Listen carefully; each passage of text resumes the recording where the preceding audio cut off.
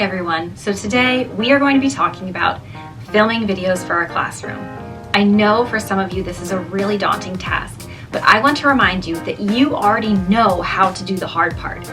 Teaching is the hard part. Knowing and understanding and being an expert of your content area, that is the hard part. Now we're just going to capture it and just present it to our students in a different way. Think about filming as an investment of your time. Remember, we always want to work smarter, not harder. So if we can capture great quality videos now, you can use them at a later time, whenever you want, this year, next year, years to come. When I took a look at my videos from last year, I realized that I was putting specific content into them that made it impossible for me to use them again this year. I then realized that I needed two different types of videos. The first video is our content. You don't want to put specifics in there like, hey, third period, don't forget on Wednesday, September 19th, this project is due. If you do that, you can't use the video again next year.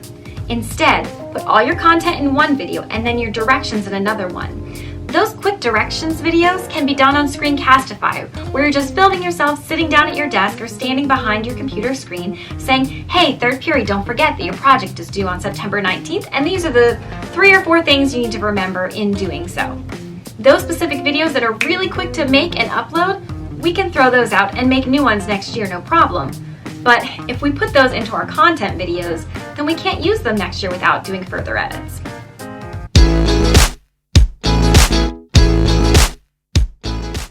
Okay, so it's time for you to start filming your very first video. What are you going to record it on?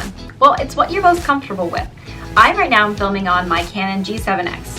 Why? Because it's a really good camera and I like it a lot because it has a flip-up screen that allows me to make sure that I am in focus.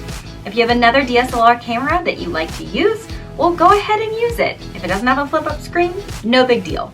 Have someone help you make sure that you are in focus and that you're not cutting your head off. Don't have someone to help you?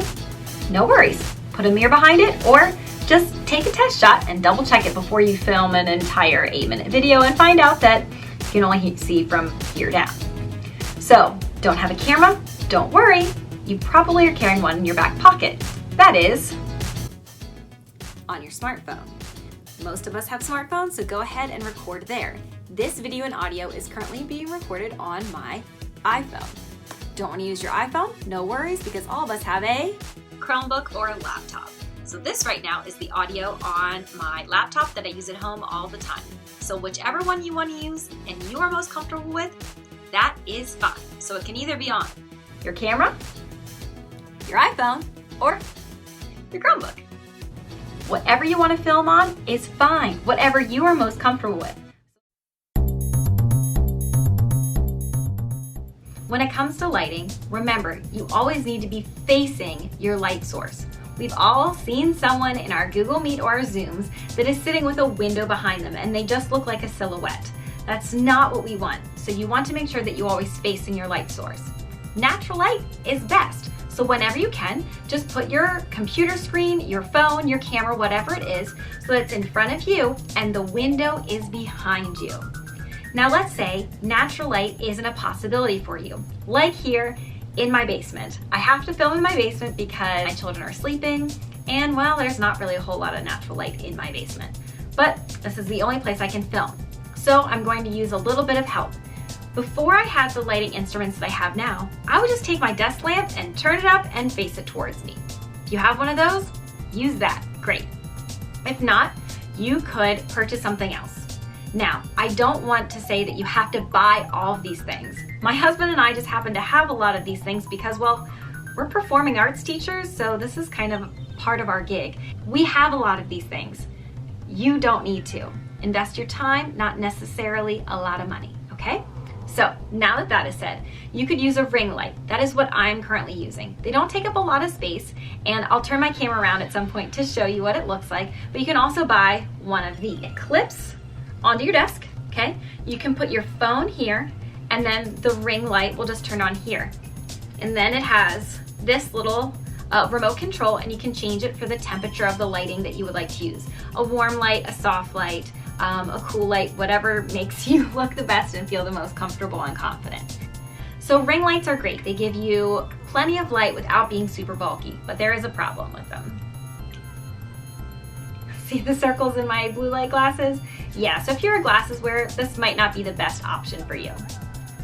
If you're looking at purchasing a light source because a window's not available or you wear glasses all the time, so a ring light isn't your best option, and you want to maybe step up from your desk lamp turned to face towards you, you can get a softbox light.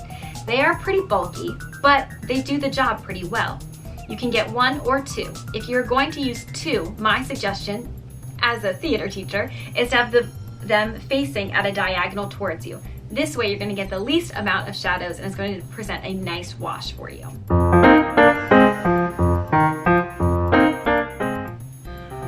Now it's time to talk about the sound of your videos. You can very easily just use the microphone that is on your computer. It works great. Use that microphone. That's awesome. However, please be aware of where the microphone is. We've all been in a Google or a Zoom Meet where someone is tapping their pen or drumming their fingers and that's all you can hear. So just be aware where your microphone is. You might already have an external microphone. The microphone on your headphones, that's an external microphone. If you're like, oh, I don't want to wear it here because it looks kind of silly, do what we do as musicians when we wear it in your monitors. Just throw it around the back and put your headphones in that way. You just want to make sure that your microphone is close to you. Or you can pull it up through your shirt and just make sure your microphone is sticking out a little bit. Do a test run though and make sure that your hair, your necklace, the button on your shirt isn't hitting that microphone and impacting your sound quality. You can also use wireless headphones. This allows you to move much further away from your computer. Just put them in and the microphone is right there. Once again, be aware if you have long earrings on, ladies, or if your hair is in the way. Often the hair won't really pick up on the microphone. Just do a test run with it. The next type of microphone we have is a wearable microphone. This one's a headset, or what I lovingly call my Britney Spears microphone. I wear something like this when I teach the musical, that way the students can hear me when I use my amplifier. This allows the students to hear me over their singing, their tap dancing, and the music, and it saves my voice a little bit. I then just take the plug and I can plug it into my computer screen and it helps me with directly getting that sound to my computer. I also use this when I record audiobooks for my learning support students. You want to make sure that it has this kind of soft thing on it. This is a windscreen. That way all of your plosives, your B's and your anything that's going to pop, all those popping sounds, the P sounds, that softens this a little bit. You don't want to wear one of these, that's fine too. You can also wear a traditional lapel microphone. This just plugs right into my computer screen, just like the headset. If you are a sound junkie, like my husband is, and you want to make an investment, remember, your computer just works perfectly fine for this. You can also get one of these. This is what they use for podcasts and things like that. Remember, we are musical artists, so we use things like this pretty regularly. You don't need to make an investment like this. But if you want to, hey, maybe now's your excuse.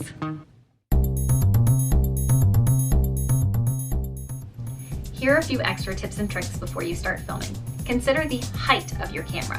When you're filming, you want it to be directly straight on. If it's too low, so for example, you're sitting down and your laptop is up and you're looking down at it, it's not a very flattering angle. Sometimes you can see up your nose. Also, you don't want it too high because then maybe they can see down your shirt or it presents some funny, weird shadows. Just directly straight on. You can buy an inexpensive tripod or, guys, be simple about it. Just put your camera or your phone or your computer on a stack of books. We have plenty of those, right? Remember to consider your background. You want a simple background whenever possible. That way, it's not distracting. If you have a loud, bright shirt on, you probably shouldn't have a loud, bright background. Do you like my background? Yeah, I found this amazing whitewash wall. Just kidding, it's a shower curtain. All I do is hang it up in front of my other set of curtains. I use these curtains to cover the closet in my playroom, but it's kind of loud, so really easily cover it up with a shower curtain. Remember, you can very easily just turn your camera to give yourself another background. It allows you to keep it fresh and interesting. Okay, let's talk about video length. You're going to want to keep them short.